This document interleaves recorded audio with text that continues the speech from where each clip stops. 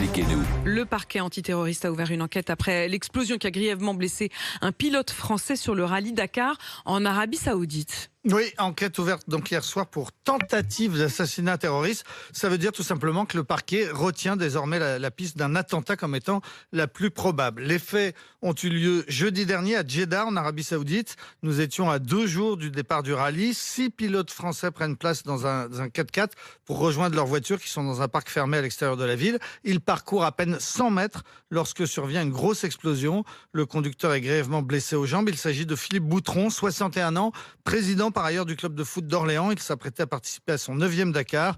Il a depuis été rapatrié en France. Il est actuellement soigné à l'hôpital militaire de Percy, près de Paris. Les 5 autres passagers ont été choqués, mais pas blessés. Pourquoi on ne parle que maintenant de cette explosion qui a quand même eu lieu jeudi dernier? Voilà, c'est la bonne question. Et l'explication, c'est qu'aussitôt après l'explosion, la direction de la course a demandé à l'équipe propriétaire de la voiture de ne rien dire. C'est l'attachée de presse de cette équipe, Marie-France Estenave, qui l'a raconté. L'organisation du Dakar a demandé à chacun de garder le silence sur la piste de l'attentat jusqu'au départ, jusqu'au 1er janvier. L'attachée de presse ajoute: on a caché la vérité à la famille du blessé pendant 3 jours et j'ai eu beaucoup de mal à l'accepter. Un des témoins qui était présent dans la voiture, le pilote Thierry Richard, a pourtant expliqué, lui, qu'il n'avait eu dès le départ aucun doute. On n'est pas bête, a-t-il dit. On sait faire la différence entre une bombe qui explose et un moteur qui exploserait accidentellement. En l'occurrence, la bombe avait été placée sous le châssis du 4x4. Et en tout cas, voilà pourquoi on n'a pas tout de suite entendu parler de cette affaire. Les témoins ont respecté jusqu'au départ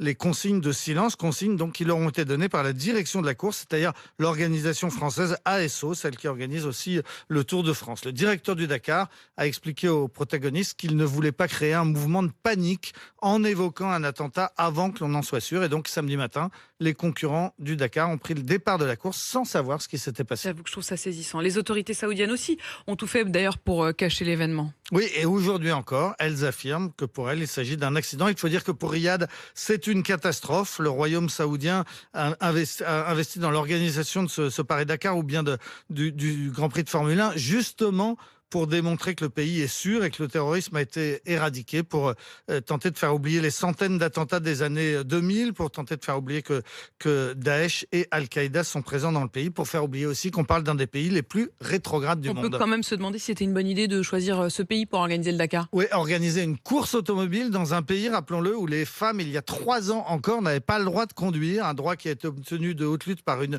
militante féministe extraordinairement courageuse, Loujaine Al-Outloud, une jeune femme qui a grandi en partie en France, qui a fait des études de français, qui a été emprisonnée à 3 reprises tout simplement pour avoir osé conduire.